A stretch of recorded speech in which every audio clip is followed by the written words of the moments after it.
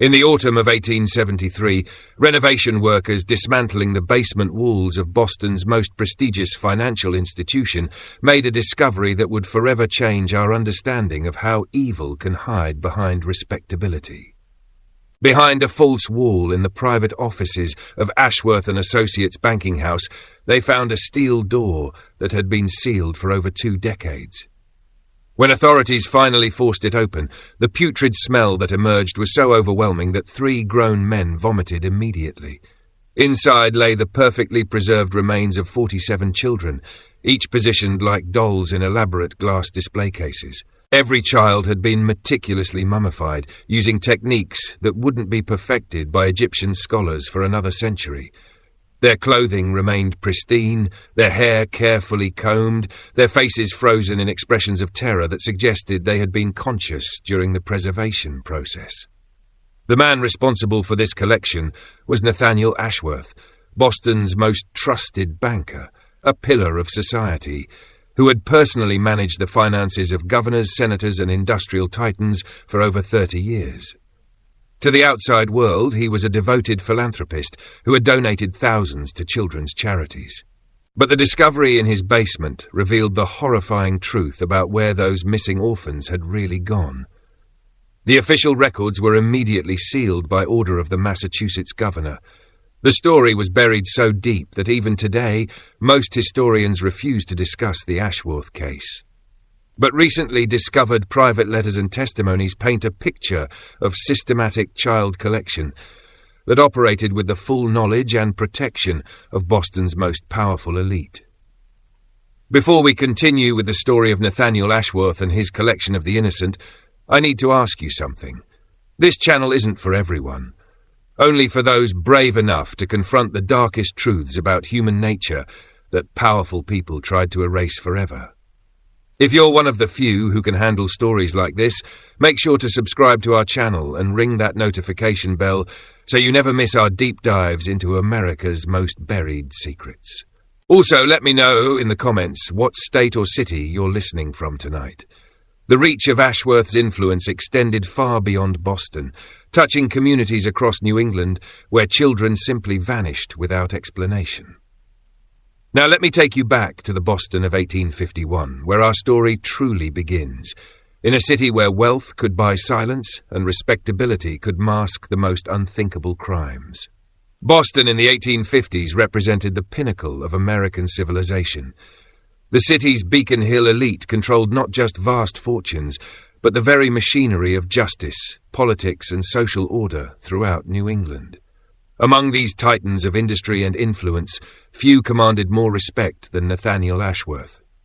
At 45 years old, he stood as the embodiment of everything American society claimed to value: financial success, charitable giving, and unwavering moral character.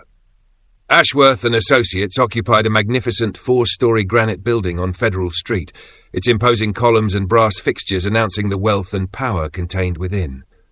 The bank's client list read like a directory of American royalty. Railroad barons, textile magnates, shipping fortunes, and political dynasties all entrusted their most sensitive financial matters to Nathaniel Ashworth's discretion. His personal vault contained secrets that could topple governments and destroy family dynasties with equal ease. But it was Ashworth's public philanthropy that truly distinguished him in Boston society. Every year, he donated substantial sums to the city's orphanages, particularly the Massachusetts Home for Foundling Children and the Boston Society for the Protection of Destitute Youth. He was frequently seen visiting these institutions, personally selecting children who showed exceptional promise for his private scholarship program. Local newspapers regularly featured stories about Ashworth's generosity, describing him as a saint who provided education and opportunity for society's most vulnerable members. What made Ashworth's charitable work particularly admirable to his contemporaries was his personal involvement. Unlike other wealthy philanthropists who simply wrote checks, Nathaniel insisted on meeting every child who benefited from his programs. He would spend hours interviewing young candidates, asking detailed questions about their backgrounds, their fears, their dreams.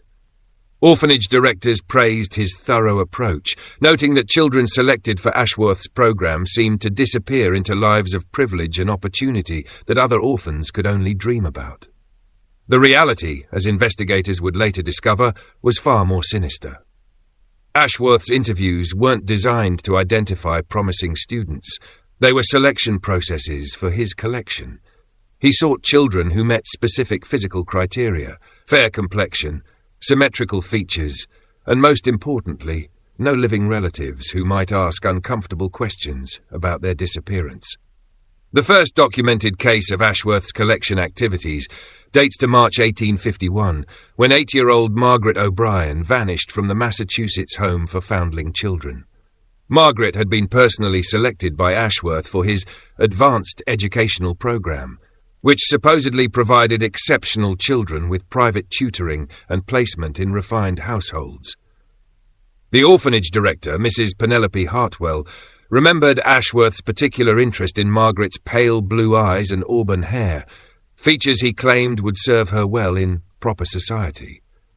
Margaret was told she would be leaving the orphanage to begin a new life with a wealthy family who would provide her with education, fine clothing, and all the advantages she had never known. She was bathed, dressed in her finest clothes, and delivered personally to Ashworth's private carriage by Mrs. Hartwell herself. The last anyone saw of Margaret O'Brien alive was her small face pressed against the carriage window as it disappeared down Beacon Street toward Ashworth's mansion.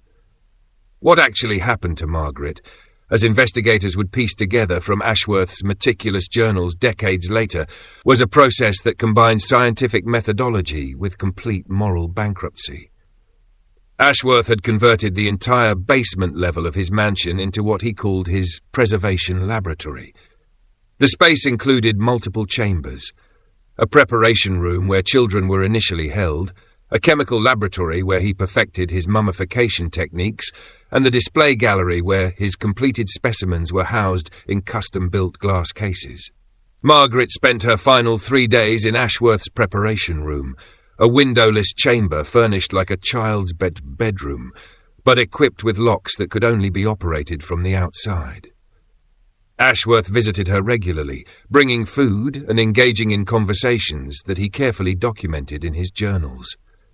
He was particularly interested in recording her emotional state as she gradually realized that no wealthy family was coming to collect her, that the promises of education and opportunity had been lies designed to secure her cooperation. The preservation process itself, as described in Ashworth's technical notes, was a modified version of Egyptian mummification techniques that he had studied during travels to Cairo in 1849. He had spent months consulting with archaeologists and medical researchers, ostensibly for academic purposes, but actually to perfect methods for preserving human specimens.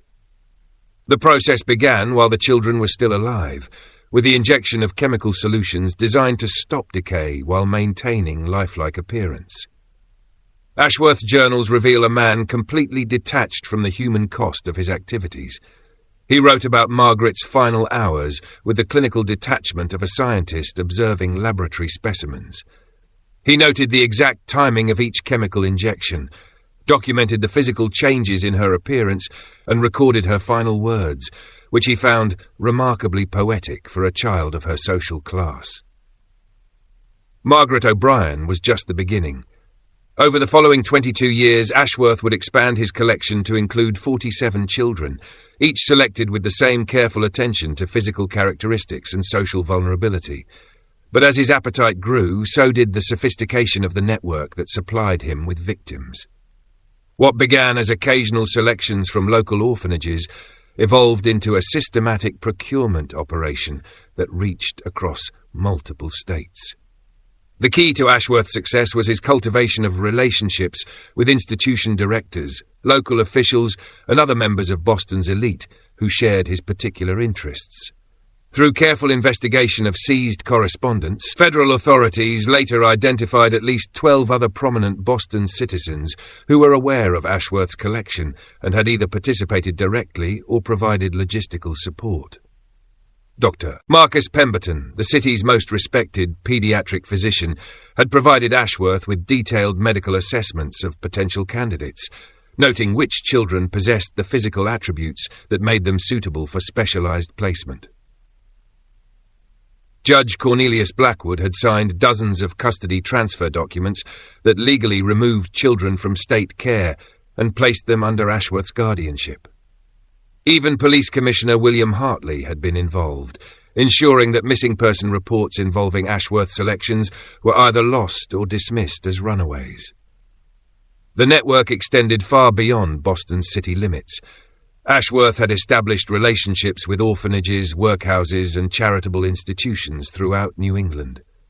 A coded correspondence system allowed him to request children with specific characteristics from facilities as far away as Portland, Maine, and Hartford, Connecticut. Children were transported to Boston using a network of private carriages and railway connections that left no official records of their movements. Perhaps most disturbing was the discovery that Ashworth's collection activities were not unique.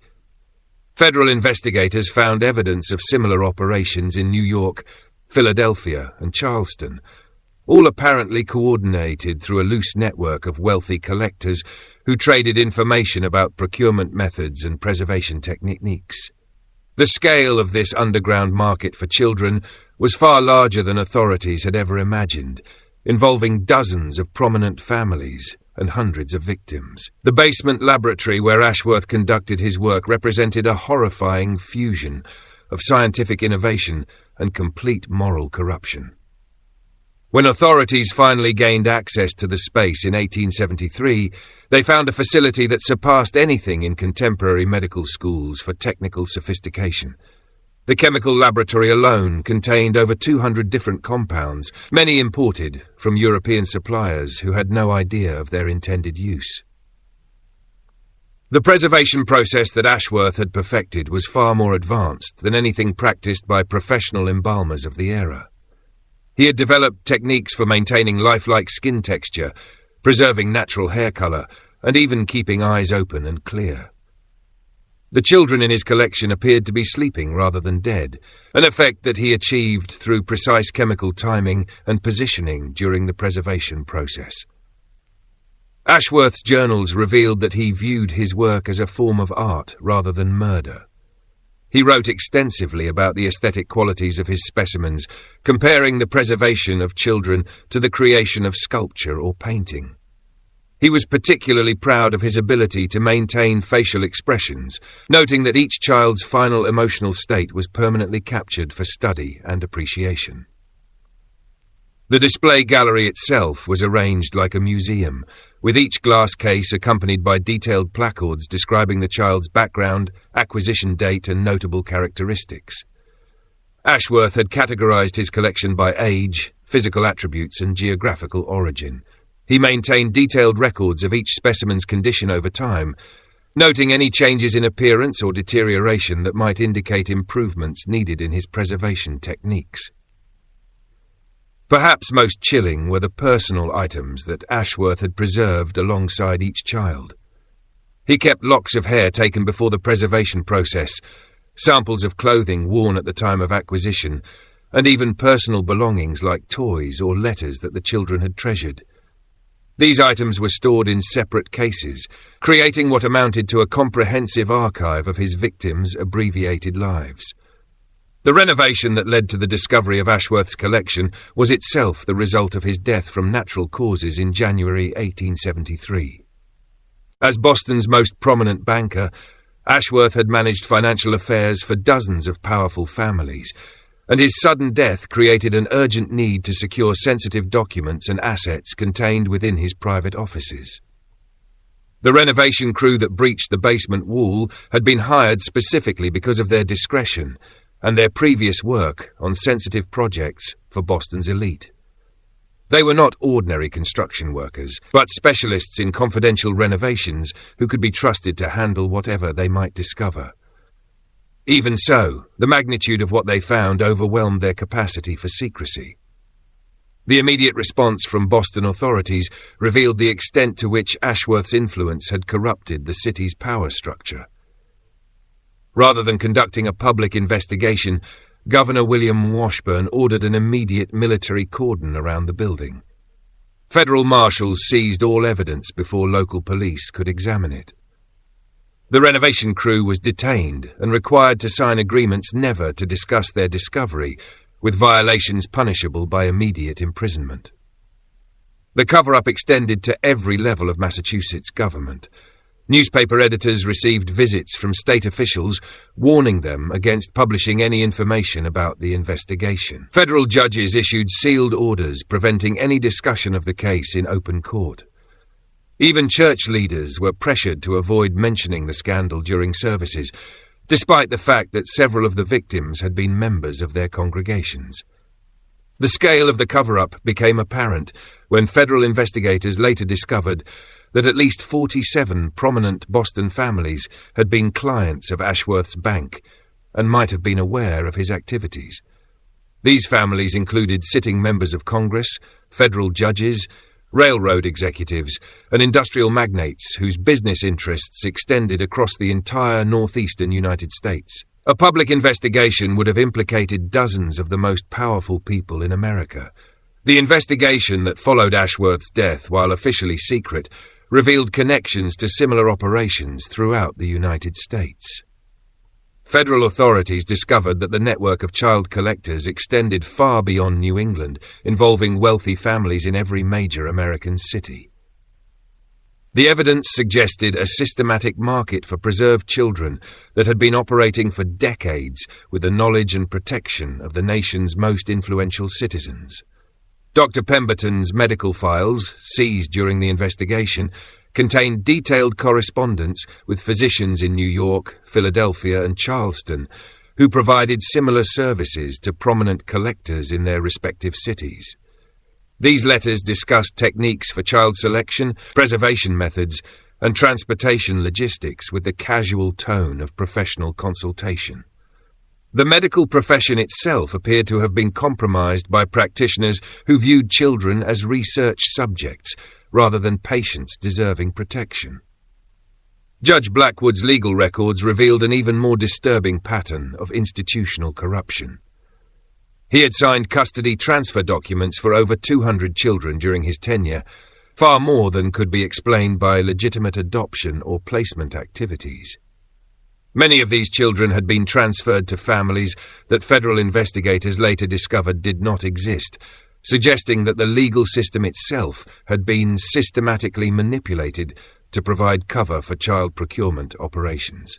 The financial records seized from Ashworth's bank painted a picture of a sophisticated commercial network that treated children as commodities to be bought, sold, and traded among wealthy collectors.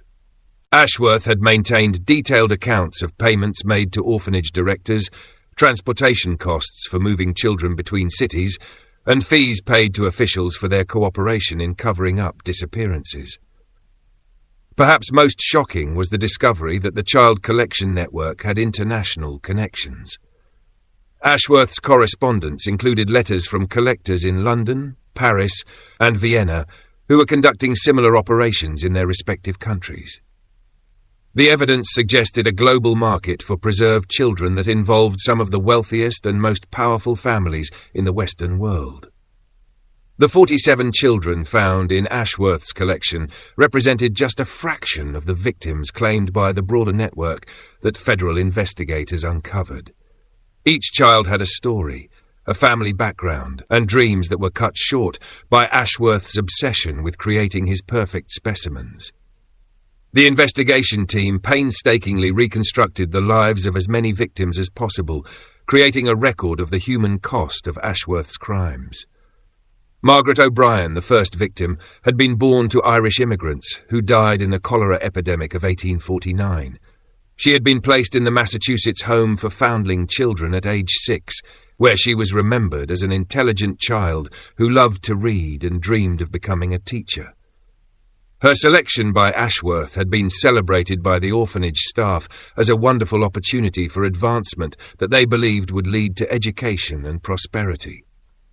Thomas Sullivan, collected in 1854 at age 7, had been abandoned at the orphanage by parents who could no longer afford to feed him. He had shown exceptional artistic ability, creating drawings that impressed visitors to the institution. Ashworth had been particularly interested in Thomas's artistic talents, noting in his journals that creative children made more expressive specimens for his collection. Sarah Matthews, taken in 1857 at age 9, had been the daughter of a factory worker who died in an industrial accident. She had lived with relatives until their own economic circumstances forced them to surrender her to institutional care. Sarah had been known for her musical abilities, particularly her beautiful singing voice that had made her a favourite among the orphanage staff and visitors. The youngest victim was 5-year-old Emily Chen, the daughter of Chinese immigrants who had been killed in anti-Asian riots in 1862. Emily had been the only Asian child in Ashworth's collection, apparently selected specifically for her exotic appearance. Her preservation had been particularly elaborate, with special attention paid to maintaining the distinctive characteristics that had made her attractive to Ashworth's collecting instincts. The oldest victim was 14-year-old Michael Torres, a Mexican-American boy who had been orphaned during the California Gold Rush and transported to Boston by charitable organizations seeking to place him with a family. Michael had been selected just months before Ashworth's death, suggesting that the banker's appetite for new specimens had continued until the very end of his life. The federal investigation into Ashworth's crimes was led by Marshal Robert Hayes, a Civil War veteran who had previously handled sensitive cases involving government corruption. Hayes had been specifically selected for his discretion and his ability to conduct investigations without attracting public attention. His team included forensic specialists, document analysts, and interrogation experts who had worked on some of the most classified cases in federal law enforcement. The investigation began with a systematic examination of Ashworth's basement laboratory and collection. Federal specialists spent weeks documenting every aspect of the preservation facility, photographing each specimen and analyzing the chemical processes that Ashworth had used. The technical sophistication of his operation impressed even experienced investigators who noted that his preservation techniques were more advanced than anything used in medical schools or anatomical research facilities. Dr. Elizabeth Hartwell, one of the first female federal investigators, was assigned specifically to examine the victims and reconstruct the circumstances of their deaths. Her medical background allowed her to understand the technical aspects of Ashworth's preservation process, while her compassionate approach helped investigators maintain their humanity while dealing with such horrific evidence. Dr. Hartwell's reports provided detailed analysis of each victim's final hours and the specific methods used to preserve them. The document analysis team, led by former Confederate codebreaker Jonathan Mills, worked to decrypt Ashworth's journals and correspondence. Many of his records had been written in code or cipher to protect sensitive information about his network of collaborators. Mills's team eventually broke these codes, revealing the full extent of Ashworth's operations and his connections to similar collectors throughout the United States and Europe. Perhaps most challenging was the work of interviewing surviving witnesses and participants in Ashworth's network. Many of these individuals held prominent positions in Boston society and were reluctant to cooperate with federal authorities. The investigation team had to use a combination of legal pressure and negotiated immunity agreements to secure testimony from orphanage directors, medical professionals, and government officials who had enabled Ashworth's crimes. As the investigation expanded, federal authorities discovered that Ashworth's operation was part of a much larger network of child collectors that operated throughout the United States. Similar preservation laboratories were found in New York, Philadelphia, Charleston, and San Francisco, all apparently connected through a sophisticated communication and transportation system that had operated for decades without detection. The New York operation, centered around the mansion of railroad magnate Harrison Blackwell, contained 23 preserved children and evidence of connections to European collectors who specialized in American specimens. Blackwell's records revealed that he had been in regular correspondence with Ashworth, exchanging information about preservation techniques and sharing resources for child procurement. His operation had focused particularly on immigrant children, whose disappearances were less likely to attract official attention. In Philadelphia, Dr. Marcus Thornton had combined his medical practice with child collection activities, using his position as head of the city's largest orphanage to select victims for his private laboratory. Thornton's operation was particularly sophisticated, involving a network of medical professionals who provided technical support for preservation activities while maintaining the appearance of legitimate charitable work. His preserved collection included 31 children, many of whom had been patients in his medical practice. The Charleston operation, run by plantation owner Colonel James Meridian, revealed the international scope of the child collection network. Meridian had been exporting preserved American children to European collectors who paid premium prices for exotic specimens. His correspondence with buyers in London, Paris, and Vienna showed that American children were particularly valued for their perceived innocence and the technical quality of American preservation methods. Perhaps most disturbing was the discovery that the network included government officials who provided legal protection for collection activities.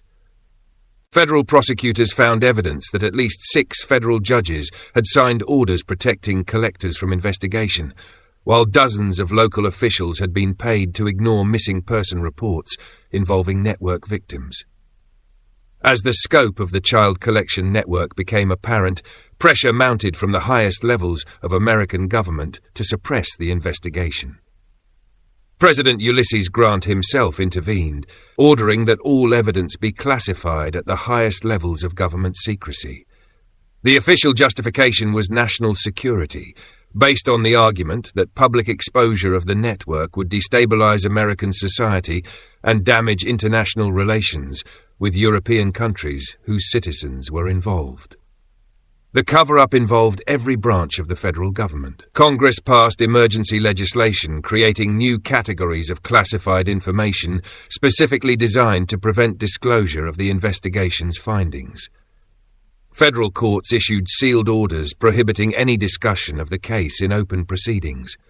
Even the military was involved, with special units assigned to secure evidence and intimidate potential witnesses who might be tempted to reveal what they had learned. Newspapers throughout the United States received visits from federal agents warning them against publishing any information about the investigation. Editors who refused to cooperate found their publications facing sudden tax investigations, postal delivery problems, and other forms of bureaucratic harassment designed to force compliance. Several smaller newspapers that attempted to investigate the story independently were forced out of business through coordinated pressure from advertisers and distributors. The academic community also faced pressure to suppress research into the case. Universities that employed investigators who had worked on the federal team found their funding threatened unless they prevented publication of any findings related to the child collection network. Medical schools were prohibited from using any of the technical information discovered in the collectors' laboratories, despite its potential value for advancing preservation science. Perhaps most tragically, the families of victims were prevented from learning the truth about their children's disappearances. Federal authorities created elaborate cover stories explaining the absence of each child, usually involving claims that they had been successfully placed with families in distant locations and were thriving under assumed names. These deceptions prevented proper burial ceremonies and denied families the closure that comes with knowing the truth about their loved one's fate. The investigation's international dimensions became clear when federal authorities decoded correspondence between American collectors and their European counterparts. The letters revealed a sophisticated global network that had been operating since the 1830s, involving wealthy families throughout the Western world who shared information about collection techniques, preservation methods, and specimen trading. The European connection centered around London, where a group of aristocratic families had pioneered many of the preservation techniques later adopted by American collectors. Lord Pembroke Ashworth, a distant cousin of Nathaniel, had been one of the founding members of what called itself the Society for Anatomical Preservation. This organization provided technical training for new collectors and facilitated the international trade in preserved specimens. French collectors, based primarily in Paris, had developed particularly sophisticated methods for preserving children's natural coloring and expression. Their techniques were highly sought after by American collectors who struggled with the technical challenges of maintaining lifelike appearance over extended periods. The correspondence revealed regular exchanges of technical information and preserved specimens between French and American operations. German collectors had focused on the scientific aspects of preservation, conducting detailed research into the chemical processes involved in maintaining specimen quality. Their findings had been shared with collectors throughout Europe and America, contributing to the technical advancement of the entire network. Several German universities had apparently provided covert support for this research, viewing it as legitimate scientific inquiry rather than criminal activity. The international trade in preserved American children was particularly lucrative, with European collectors paying substantial premiums for specimens that met their specific requirements. American children were valued for their perceived innocence and the technical quality of American preservation methods. The correspondence revealed regular shipments of preserved children from American ports to European destinations, disguised as art objects or medical specimens to avoid customs detection. By 1875, 2 years after the initial discovery, federal authorities had completed their investigation and reached a decision that would shape how the case was handled for the next century. Rather than pursuing prosecutions that would expose the full extent of the network, they chose a strategy of complete suppression combined with quiet elimination of the most dangerous participants. Several key figures in the network died under suspicious circumstances during this period. Dr. Pemberton was found dead in his laboratory from an apparent chemical accident. Judge Blackwood died in a carriage accident while traveling to what he believed was a secret meeting with federal prosecutors. Colonel Meridian was killed by unknown assailants while walking near his Charleston mansion. These deaths effectively eliminated the most knowledgeable witnesses who might have provided testimony about the network's operations. The physical evidence was systematically destroyed under federal supervision.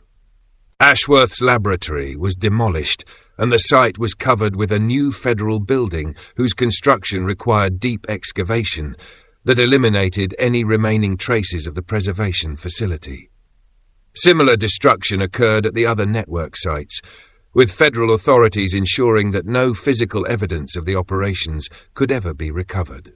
The preserved children themselves were disposed of in secret burial ceremonies, attended only by federal officials and military personnel. No records were kept of the burial locations, and the families of victims were never informed that their children's remains had been recovered. This decision denied closure to hundreds of families who spent decades wondering about the fate of their missing children. The documents and records seized during the investigation were classified at the highest levels of government secrecy and stored in facilities that prevented any future access by researchers or family members. Federal legislation was passed creating new penalties for unauthorized disclosure of information related to the case, with violations punishable by lengthy prison sentences and massive financial penalties.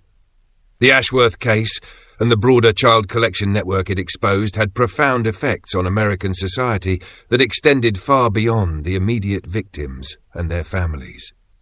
The systematic corruption revealed during the investigation led to significant changes in how orphanages, courts, and medical institutions handled child welfare cases, though these reforms were implemented without any public explanation of their necessity. New federal oversight mechanisms were created to monitor child placement activities, with requirements for detailed record-keeping and regular inspections of institutions that cared for orphaned or abandoned children. While these reforms were presented as routine improvements in child welfare policy, they were actually designed to prevent the kind of systematic exploitation that Ashworth and his network had practiced for decades. The medical profession faced increased regulation following the investigation, with new requirements for licensing and oversight of research activities involving human subjects. These changes were particularly focused on preservation and anatomical research, areas where the network had found many of its technical collaborators. Again, these reforms were implemented without public discussion of the specific abuses they were designed to prevent. Legal reforms included new requirements for judicial oversight of child custody decisions and mandatory documentation of all placement activities. Judges were required to provide detailed justifications for custody transfers, and a new federal review process was created to monitor unusual patterns in child placement decisions. These changes made it much more difficult for future networks to operate with the same level of legal protection that Ashworth's organization had enjoyed. The international implications of the case led to quiet diplomatic initiatives designed to suppress similar networks in other countries. American officials worked with their European counterparts to identify and eliminate collector organizations, though these efforts were conducted in complete secrecy to avoid public disclosure of the network's existence. Several international agreements were signed creating new penalties for child trafficking, though the specific circumstances that led to these treaties were never revealed. Despite the extensive federal investigation, many questions about the child collection network remain unanswered more than a century later. The complete extent of the network was never determined, and investigators suspected that additional operations existed that were never discovered.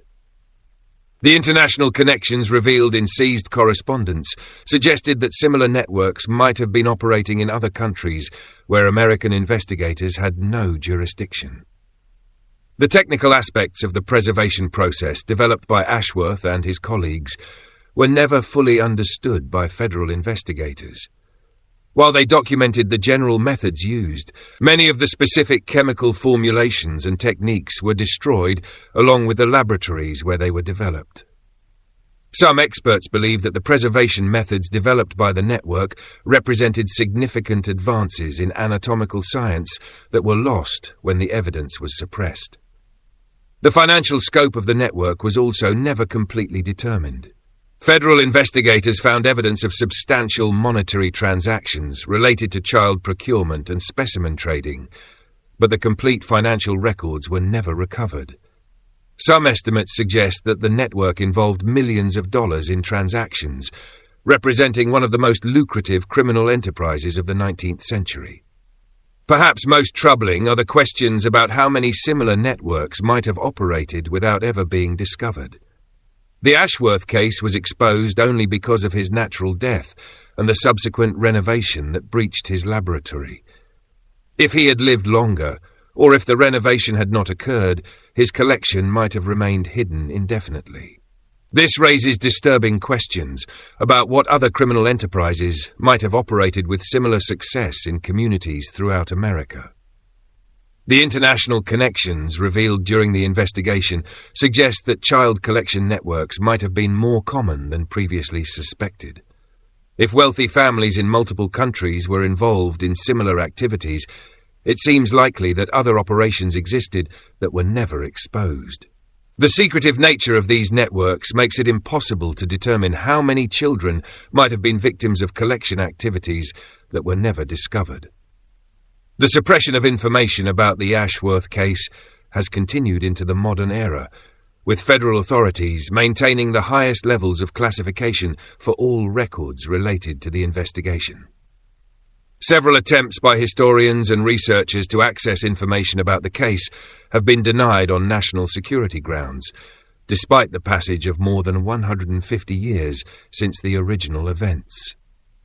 Freedom of Information Act requests related to the case have been consistently rejected by federal agencies, which claim that disclosure of any information about the child collection network would damage ongoing law enforcement operations. This justification seems questionable given the age of the case, but it has been sufficient to prevent any official disclosure of investigation findings. Academic researchers who have attempted to study the case have faced significant obstacles, including denial of access to archives, pressure from university administrators, and threats of legal action for pursuing unauthorized research into classified topics. Several scholars who published preliminary findings about the network have seen their work suppressed and their careers damaged by official retaliation. The case of Nathaniel Ashworth and his collection of 47 preserved children represents one of the most systematic and horrifying examples of child exploitation in American history. The network that enabled his crimes involved some of the most powerful and respected members of 19th century American society, revealing how easily evil can hide behind wealth, respectability, and charitable pretense. Perhaps most disturbing is the conspiracy of silence that has surrounded this case for over 150 years. The decision to suppress rather than prosecute ensured that the victims would never receive justice and that their families would never learn the truth about their disappearances. It also guaranteed that similar crimes might occur again, hidden behind the same facades of respectability that protected Ashworth and his colleagues. What do you think happened to the other networks that federal investigators suspected but never found? Could similar operations have continued operating in other locations, protected by the same corruption and secrecy that shielded Ashworth for so many years? The evidence suggests that the child collection network was far more extensive than what was officially discovered, raising disturbing questions about how many other victims might be buried in unmarked graves throughout America. The legacy of this case serves as a permanent warning about the dangers of unchecked power and the ease with which respectable institutions can be corrupted to serve the most evil purposes. When society's most trusted figures become predators, and when the systems designed to protect the innocent become tools of exploitation, the results challenge our most basic assumptions about civilization and human nature. Leave your thoughts in the comments below. Do you believe that such systematic horror could really have remained hidden for so long in American society? Could similar networks exist today, hidden behind modern facades of respectability and protected by contemporary forms of corruption and secrecy? If you enjoyed this tale and want more dark mysteries like this, subscribe, hit the notification bell, and share with someone who loves uncovering the buried secrets of our past. The shadows of history hold many more truths that powerful people tried to erase forever. See you in the next video, where we'll reveal another dark secret that challenges everything we thought we knew about the people we trust to protect the innocent.